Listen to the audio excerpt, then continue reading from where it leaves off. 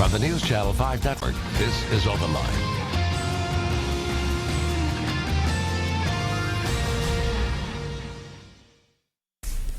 Good Monday evening, everyone. Thank you for joining me for Open Line tonight. Great topic again tonight. We are talking about your financial wellness with John Navin from John Navin and Associates. Good evening. Thanks for being with us once again. It's great to be here. Thank you. Always good to see you. And we really do want people to be well. That's why you're here, helping to give us tips and tricks of the trade and hopefully get us in the mindset of being financially stable as we go forward. And that's what we're going to be talking about tonight. A little bit of everything, especially when it comes to retirement. Yes, we'll stay retirement focused as much as we can, maybe with a couple of offshoots that will chase something shiny in the corner. Here's what we want people to call in about tonight is your financial goals for this year. What are you trying to accomplish? And now that we're into February, how are you doing on that? You've had about a month under your belt now. We're getting into the second month, just the beginning of it. How you doing? Are you running into some roadblocks? Need some help? Need some tips and tricks from John? Or are you doing really well? You want to brag a little bit? That's okay. So give us a call about your financial goals for this year. Where do you want to be when it comes December of this year? Go ahead and give us a call, 615-737-PLUS. What are your financial goals for the year? Wow. No, I was not. Certainly you must have some. Oh, yes, I have quite a few. Can you share, I should say? Yes. We have, well, I typically set goals in 5 different areas. So we have goals business-wise, and we've got some there, and I'll come back full circle. Then I have some personal financial goals, and I'm trying to accumulate some funds for. And then I get into physical goals, spiritual goals, and then community and lifetime goals. So I've got big some. Picture, it big does. circle. So if we can have a little bit of all of them working, I found that it helps the overall picture. So. Business-wise, we're actually looking to grow quite a bit. We moved into Brentwood, so we're in Brentwood now and liking our new space, getting settled. So believe that we're looking to increase 50%. Wow. So we've got good for you. Well, we set a bunch of stuff in place, and we finally have it, I think, now where we're good to go. So all the right pegs are set, and I think it's positioned well. Financially, on the personal side, just retirement. Saving for retirement and saving. Even though I'll never retire, Really? No, I'm not going to. Okay, that's what you want. So the retirement planner is not going to retire. And you know what? You always talk about planning out your retirement and knowing what you want, but that's your thing. That's what you want. You want to keep working. I do. I'm looking to really develop relationships. We don't want to cast this wide net. We want to go deep. And so we want to keep it around small communities, 100, 200 people. So I don't want a bunch of folks. I want a small, tight-knit group that share common values and beliefs and ideas, and that we can really impact their lives. And so that's what we're seeking now, to find those people. But if I can stay in their lives, as long as they want me, then that's what I want to do. So I want to work a couple days a week because it's fun to do. And that's why you do offer the financial stress test, is to kind of help people along the way. Yeah, and you're going to find that not everybody's a fit. We're not right for everybody. Our services may not be right for them, but that's where you put your toe in the water, you learn a little bit, and you see how it works. Let's talk about the financial stress test. What is it, and what exactly do you do during this test? How do I need to prepare? Yes, it's not as daunting as it seems. So the financial stress test is very, very prevalent today, because with the market volatility and stuff that's happening in the economy, we are getting more calls now about the portfolio stress test and how does it work and what do we do, because people are really fearful. But what it encompasses is looking at your whole portfolio. You would just need to provide copies of your statements. I don't need account numbers. I just need the ticker symbols that they're in and the values that they currently are. So we'll analyze your stress test, or we'll analyze your portfolio. We have a conversation about your goals. So what are you trying to achieve? What's important to you? How does that compare with where you are lined up inside your portfolio stress test? Then we start to look at different factors in the economy and the market. If those things happen, so if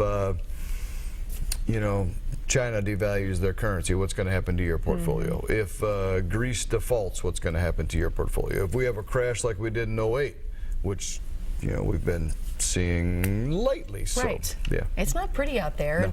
And, let's talk. I want to ask you about what is happening right now. But first, you do have a stress test offer. Yes. For folks who are watching right now. If anybody who is watching today calls in, first 10 callers, we're doing a portfolio stress test complimentary. So give us a call. It is a painless, easy to do, easy to see the results, comfortable environment. I'm just trying to think of the key words that, because you said, what does it entail? What do I have to do? Easy, okay. Relaxed. How about that? No judgment. No judgment. No, we'll sit down and go through all of your stuff in a very, there is no rearview mirror, I often say. So we're not looking back, we're looking forward as to what's important and where you are. So important, so important. Okay, easy and relaxed is not what we think of when we think of the stock market today. It has just been a roller coaster, more on the downhill slope than the uphill slope right now. Yes, very much. There is a lot of fear associated. What is going on? What is driving this downward spiral? Well, according to the experts and the economists, they're talking oil and China still. So we're starting to get a little bit. I hear less and less conversation about China, still more and more about oil. It's just volatility. I think it is temporary. It may last for the next few months. It may last for 6 months. We are approaching that correction zone, they say, which is 10% or more. It's definitely not a, I don't believe it's going to be a full-fledged correction. It's just, again, volatility, and fear and greed drives the market. And so when there's so much fear, people jump out of the market, or they get too happy, they want to get back in. I think the fundamentals still look strong. Is volatility the new way of the market? Yes. Yes, so get used to it. So how do you ride that out? How do you get used to that? What should your financial plan be?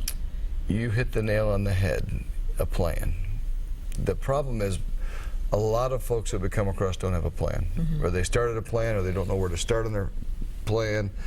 It becomes too daunting, too confusing, so we don't take any step at all. We stay exactly where we are, which is one of our roadblocks that we talk about. You've got to take a step and really create the plan. I often make a reference to good corporations. For example, McDonald's. Very, very good corporation. Very, very good employees. But there's not people that work in some of these corporations, and I'll stay on McDonald's.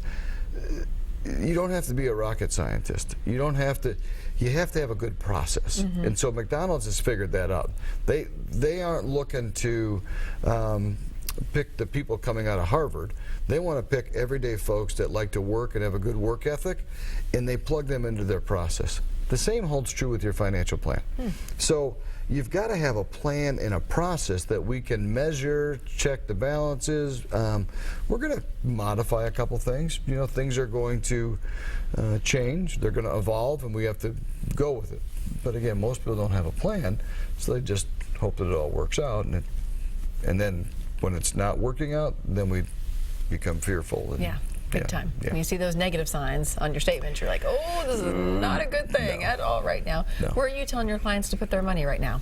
Well, we I know.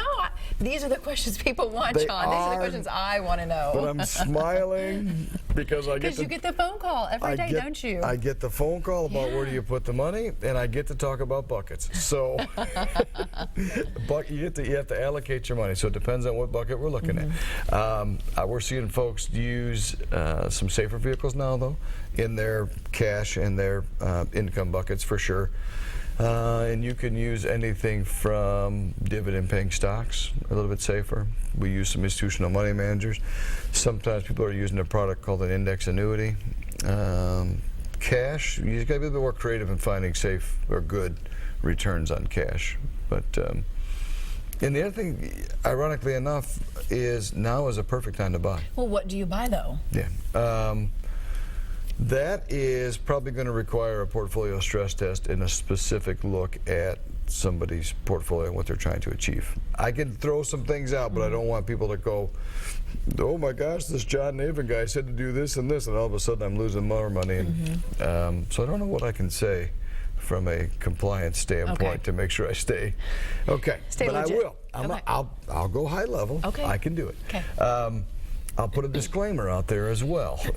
Fair enough. Sit down with somebody and have your stuff reviewed.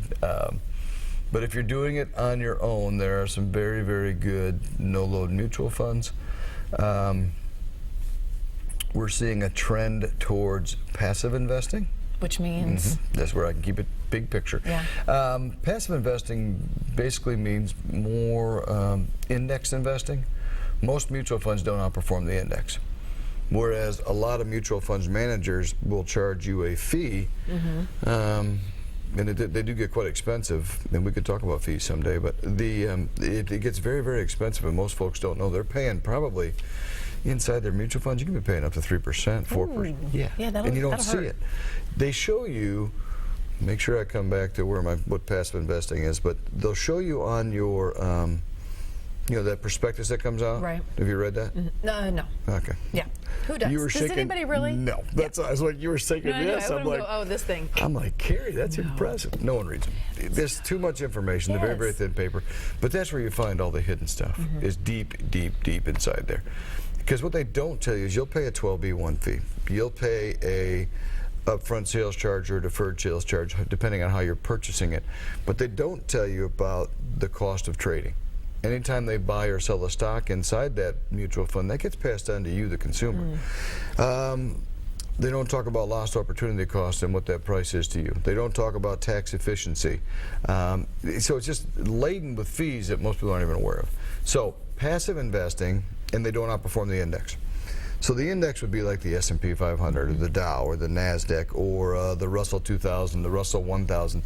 These are baskets of stocks that are inside this index.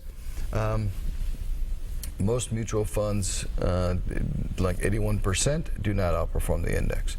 So there's becoming a strong argument is why don't we just invest in the index? Right. The other thing is your allocation. So we want to allocate, we want to use some passive investing, and now there's some fund companies out there, and I'll say call me, and I will. I'm happy to share it with you. I just don't want to throw out a blanketed thing. There are some very, very good companies that do passive, that what I'll call active passive investing. So they'll overweight the indexes, and what they'll do is they'll, the good ones, and again, the ones I'm thinking of, actually do outperform the index. So it's intriguing. Yes. Okay, good. Yes. Good news. I'm not trying to tease you, but I do have to, without knowing the whole picture, I got to kind of. You got to be careful. Yeah, I want to make sure I do the right, because it may not be right for it. It's definitely not right for to put all your money in something like that, probably at any age.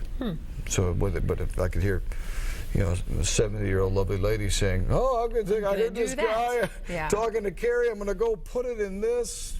I don't want to see her get hurt. So. Absolutely not. Yeah. Okay, we are going to take a quick break, but remember, we are asking you tonight to call in with your financial goals for 2016. Tell us how you're doing on them, and if you're having trouble, maybe John can help. All right, give us a call on the break. We'll be right back.